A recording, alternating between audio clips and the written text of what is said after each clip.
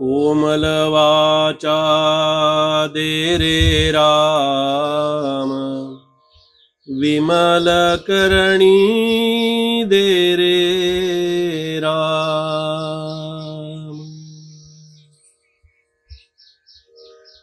समर्थांच्या समर्थ चिंतनाचं आणि त्यांच्या विचारांचं अनुकरण हे वेगवेगळ्या माध्यमातून आपण करण्याचा प्रयत्न करतो।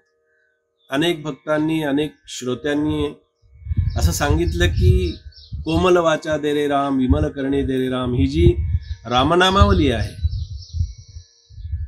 ह्या रामनामावलीचा आम्हाला थोडा अर्थ मिळावा अशी जी लोकांनी इच्छा व्यक्त केली, त्या इच्छेला अनुसरून आज आपण समर्थांच्या कृपेनं, त्यांच्या प्रेरणेनं, ते जशी प्रेरणा देतील तसा आपण त्याचा अर्थ पाहण्याचा एक प्रयत्न करणार आहोत। तर कोमल वाचा दे रे राम किती साधा शब्द आहे, किती सरळ आहे, किती समजण्यासारखा आहे। आता कोमल म्हणजे काय,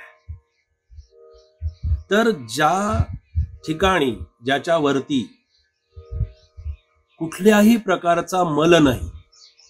आता मल म्हणजे काय, मल म्हणजे अज्ञान, मल म्हणजे विषय, मल म्हणजे त्याज्य वस्तू, मल म्हणजे, आता मल म्हटल्यानंतर आपल्याला जास्ती त्याचं विश्लेषण करण्याची आवश्यकता आहे असं मला वाटत नाही। म्हणून ज्याच्यावरती, ज्या ठिकाणी जिथे मल नाही, जिथे अज्ञान नाही, अशी कोमल वाचा मला दे। आता नेहमी मला प्रश्न पडतो की ज्या समर्थांनी सांगितलं अहो देवाजवळ मागायचं नाही, रामाजवळ मागायचं नाही, इच्छा व्यक्त करायची नाही, कारण मागण्यामध्ये दुःख आहे, मागण्यामध्ये कष्ट आहेत, मागण्यामध्ये स्वार्थ आहे, हे नाही मागायचं रामाकडे, असं सांगणारे समर्थ ते असं म्हणतात, आमुची प्रतिज्ञा ऐसी काही न मागावे शिष्यासी, आपणा मागे जगदीशासी भजत जावे श्रीराम।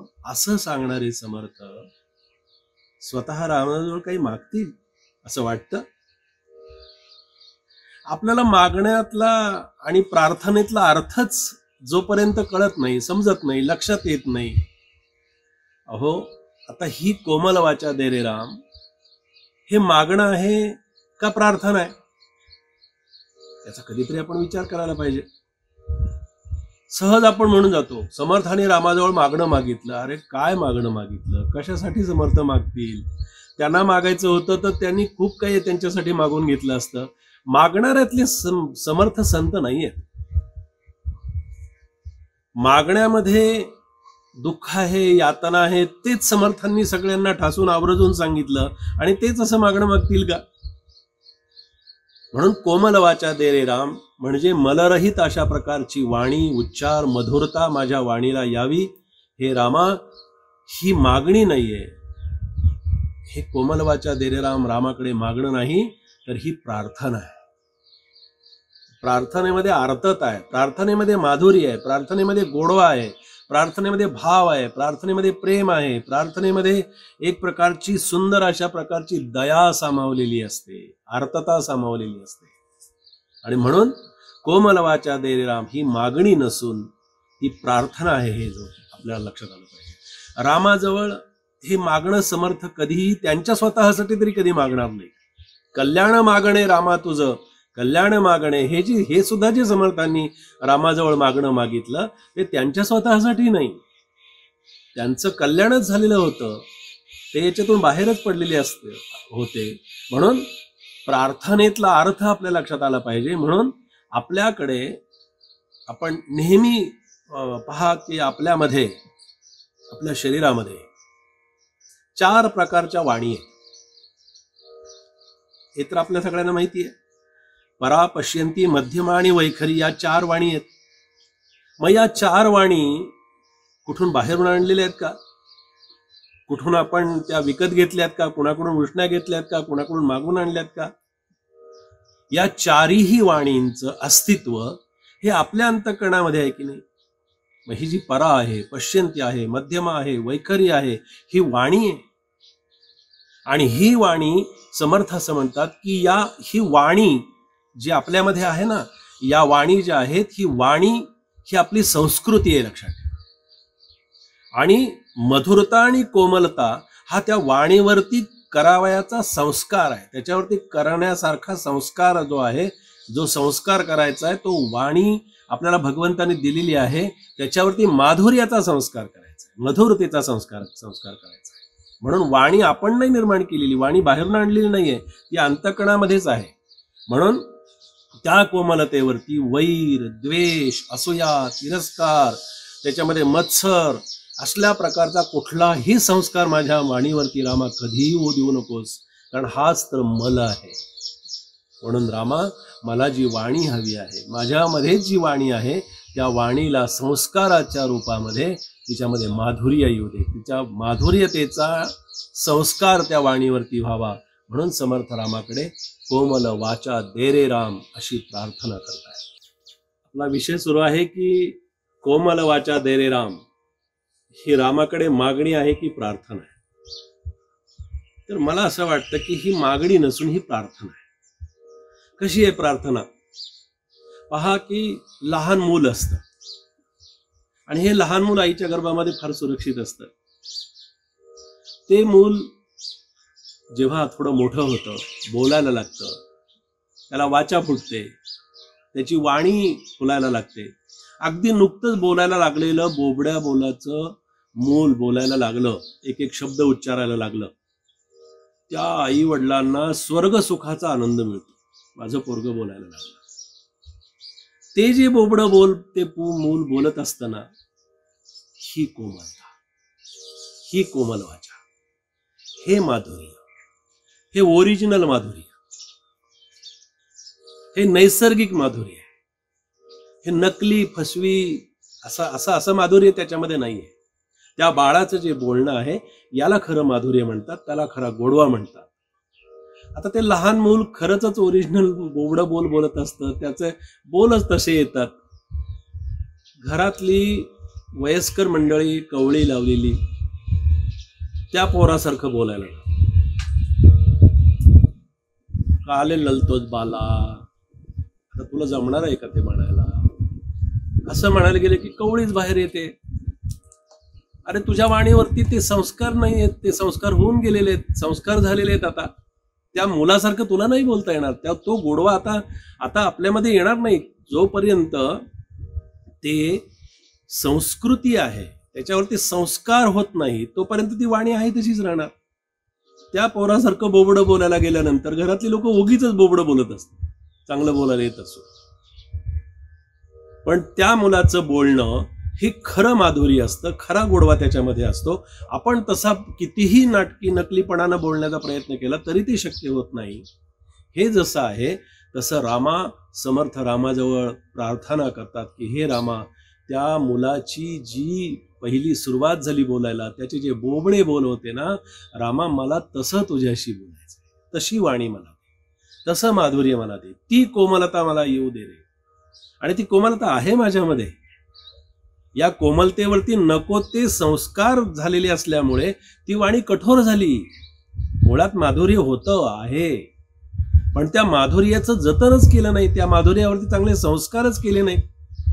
देशी गुलाबाचं फुल असतं तर झाडामध्ये, बागेमध्ये आपण पाहतो. आमच्याकडे बागेमध्ये असंख्य देशी गुलाबाची फुलं आहेत, मी रोज पाहतो. ते गुलाबाचं फूल झाडावरती उमलल्यानंतर किती सुंदर दिसतं. नीलकमलाची फुलं पाठीमागे दिसत असतील तर किती सुंदर असतं.